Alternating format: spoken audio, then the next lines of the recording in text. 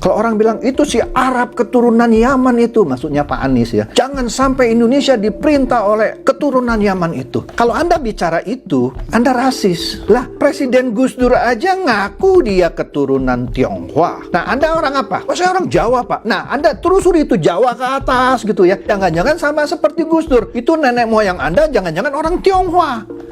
Hati mereka yang bermasalah, bukan pikirannya. Demikian Anies Baswedan pernah mengatakan kepada mereka yang terus melempar cacian dan kebencian kepada dirinya.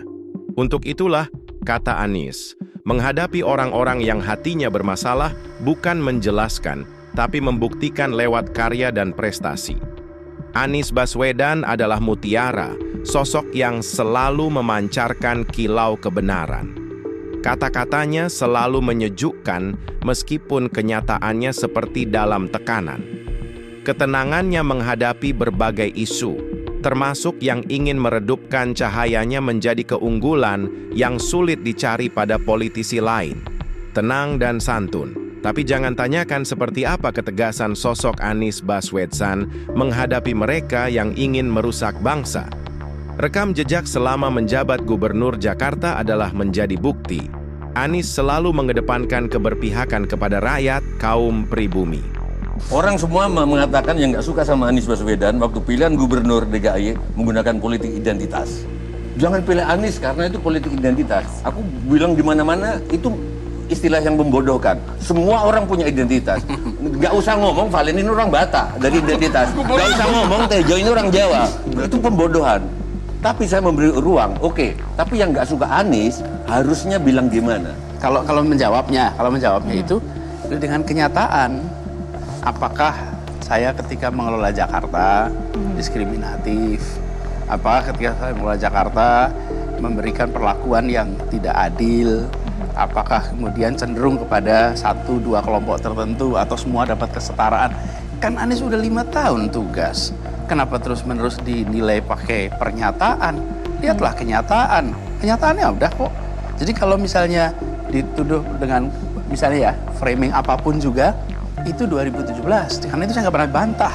Tidak membantah, tidak mengkoreksi. Kenapa? Saya cuma minta, ya Tuhan beri saya umur panjang, supaya 5 tahun ini selesai. Karena kalau 5 tahun selesai, saya akan jawab semua itu. Semua tuduhan di masa kampanye. Kan ketakutan. Pak Anies, nanti kalau Anies Anda bertugasi, nanti Jakarta akan jadi begini. Akan. Dan Jakarta udah tuh. Apakah dugaan 5 tahun lalu terbukti? Kalau nggak terbukti, batalin aja itu dugaannya. Kita gunakan akal sehat. Udah terjadi kok 5 tahun. 5 tahun gimana Jakarta? Rasanya Jakarta tenang, tidak ada ketegangan. Jakarta damai. Suasananya suasana guyup. Itu kan dibangun 5 tahun ini. Kan nggak kelihatan. Saya sapa semuanya. Komunikasi dengan semuanya. Dari mulai yang sepemahaman sama yang tidak sepemahaman. Dan saya tidak peduli apa pikiran mereka di masa lalu. Saya sering bilang begini. I'm not asking you to like me. I'm asking you to help Jakarta. Saya nggak minta Anda menyukai saya, tapi saya minta Anda bantu Jakarta. 5 tahun Anies Baswedan pernah memimpin Jakarta. Berbagai prestasi telah ia tunjukkan, sejumlah terobosan yang ia hadirkan. Pun demikian, merangkul seluruh umat beragama tanpa diskriminasi. Sebagai gubernur, Anies memperlakukan semua dengan setara dan adil.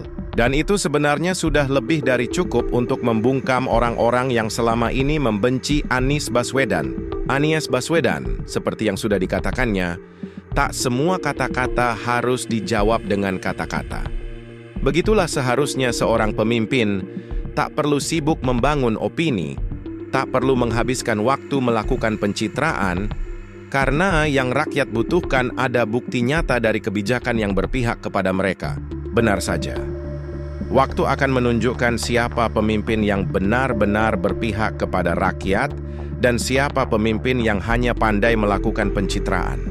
Dan Anies Baswedan sudah melewati seleksi itu dengan baik. Anies adalah sosok yang senantiasa menjaga integritas. Dimanapun Anies mengemban amanah, posisi apapun yang diembannya, ia selalu menunjukkan kualitas dan kapasitasnya. Isu tentang intoleran, politik identitas, dan keturunan Arab Yaman adalah salah satu isu yang paling menghantam dirinya selama ia terjun di dunia politik. Dan saat ini, isu itu tidak lagi relevan dan tidak punya nilai dan bobot sama sekali, Karena Anies sudah melewati semua tuduhan itu dengan tidak satu pun terbukti, yaitu saat Anies menjadi orang nomor 1 di Jakarta. Kalau orang bilang itu si Arab keturunan Yaman itu, maksudnya Pak Anies ya. Jangan sampai Indonesia diperintah oleh keturunan Yaman itu. Kalau Anda bicara itu, Anda rasis. Lah, Presiden Gus Dur aja ngaku dia keturunan Tionghoa. Nah, Anda orang apa? Oh, saya orang Jawa, Pak. Nah, Anda telusuri itu Jawa ke atas gitu ya. Jangan-jangan sama seperti Gus Dur. Itu nenek moyang Anda jangan-jangan orang Tionghoa. Jadi jangan bilang jangan sampai itu negara Indonesia diperintah oleh Arab Yaman itu. Anda rasis. Serius saya. Enggak Pak, saya orang Sunda. Oke, Anda telusuri Sunda Anda ke atas. Jangan-jangan di atas turunan apa itu? Ya, dari Tibet kali atau dari mana gitu ya. Jadi aduh, enggak Pak, saya keturunan Makassar. Sama, telusuri lagi sampai nenek moyang Anda. Jangan-jangan ada orang Jepangnya di sana, ya. Anda nggak tahu kan? Jadi norak deh ya kalau masih ngomong itu orang Arab tuh keturunan Yaman, jangan bawa-bawa ras gitu ya. Itu Anda sudah masuk ke suatu unsur pelecehan sara itu, suku, agama, ras, dan antar golongan. Kan itu nggak boleh sebenarnya. Nah, Gus Dur mengaku keturunan Putri Campa Majapahit ya. Nah, dia bilang dia adalah keturunan Tionghoa dari pernikahan raja terakhir Majapahit dan Prabu Brawijaya kelima dan Putri Campa. Keduanya lantas memiliki 2 anak. Seorang pria namanya Tan Eng Hian dan perempuan namanya Tan Alok. Tan Eng Hian kemudian mengubah nama menjadi Raden Patah dan dikenal menjadi pendiri kerajaan Demak. Sementara Tan Alok menikah dengan seorang muslim keturunan Tionghoa bernama An Kim Han. Dari garis keturunan itulah Gus Dur mengaku memiliki darah Tionghoa. Anda jangan-jangan yang ngomong itu keturunan Arab dari Yaman, jangan-jangan Anda sendiri juga punya silsilah Arab loh. Atau jangan-jangan silsilah Yahudi. Udahlah, sekarang nggak zamannya lagi gitu ngomong soal ras gitu ya. Anda itu picik gitu ya kalau bicara soal ras ya. Saya tegas di sini. Pengakuan Gus Dur ini juga diperkuat oleh pernyataan bekas ketua PBNU juga, yaitu Said Agil Siraj, yang menjelaskan Tan Kim Han memiliki anak yang namanya Raden Rahmat Sunan Ampel ya. Salah satu keturunannya adalah Hashim Asyari, kakek Gus Dur sekaligus pendiri NU. Jadi Gus Dur itu Tionghoa, maka matanya sipit gitu ya. Para buzzers dan haters yang hingga saat ini terus-menerus melempar isu politik identitas intoleran dan keturunan Arab Yaman kepada Anies Baswedan adalah memang ucapan mereka tidak berbasis pada pikiran rasional, ilmu, dan rekam jejak. Ucapan mereka sepenuhnya adalah bersumber dari kebencian, hati yang sakit. Padahal sebenarnya sangat mudah melacak siapa sosok Anies Baswedan. A.R. Baswedan, kakek Anies, adalah seorang tokoh pahlawan nasional. A.R. Baswedan yang terkenal dengan diplomasi kaos kakinya karena A.R. Baswedan adalah salah satu pelopor bagi Indonesia dalam menjemput kemerdekaan.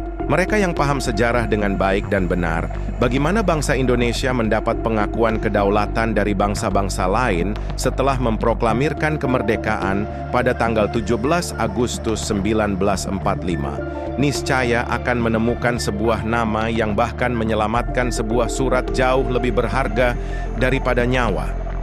Itulah kakek Anies Baswedan, A.R. Baswedan. Jadi jangan lagi lah ngomong-ngomong soal suku, ras, atau apa gitu ya. Udah nggak zaman gitu ya. Anda itu rendah sekali kalau masih berbicara soal itu untuk memojokkan seseorang. Nah, apa bedanya Cina dengan Tionghoa? Begini loh, sebutan Cina itu dipakai oleh pemerintahan Orde Baru untuk mendiskriminasikan orang-orang keturunan Tionghoa. Nah, jangan lupa ada seorang yang berjasa. Kita lihat di sini, yaitu Presiden SBY. Ya, Presiden SBY dia berjasa mengganti istilah Cina menjadi Tionghoa. Kalau Anda nggak suka juga sama Pak SBY dan kebetulan Anda orang Tionghoa, mestinya Anda malu. Karena Pak SBY ini berjasa yang mengubah sebutan Cina menjadi Tionghoa. Nah, di sini ya beritanya bahwa SBY mengeluarkan keputusan Presiden nomor 12 tahun 2014 tentang pencabutan surat edaran Presidium Kabinet Ampera. Nah, langsunglah tahun 67 ya, melalui Kepresnya Pak SBY ini, SBY mengganti istilah Cina dengan Tionghoa. Jadi itu surat edaran Presidium Kabinet Ampera tahun 67 itulah yang menyebut Cina, yang konotasinya seperti pengucilan, seperti ejekan gitu ya. Sama ketika Anda ngomong itu si Arab Yaman gitu, itu. Nah, SBY nggak suka kalau orang-orang Tionghoa ini dikatain Cina lu gitu. Jadi diganti Tionghoa katanya ya. Lantas apa urgensinya terus-menerus melempar tuduhan kepada Anies Baswedan? Apa relevansinya semua tuduhan itu dalam kehidupan berbangsa dan bernegara? Indonesia sebagai bangsa besar, lahir dari perjuangan panjang yang tidak terhitung berapa banyak tetes keringat, darah, bahkan jiwa dan nyawa menjadi taruhan pengorbanan dalam merebut kemerdekaan sampai akhirnya bangsa Indonesia tumbuh dan berkembang hingga saat ini. Itulah jiwa Anies Baswedan. Itulah darah juang Anies Baswedan. Para haters dan buzzers mungkin memang diciptakan untuk semakin membuktikan kualitas dan kapasitas Anies Baswedan sebagai pemimpin. Dipuji tak terbang, dicaci tak tumbang. Begitu kata Anies Baswedan.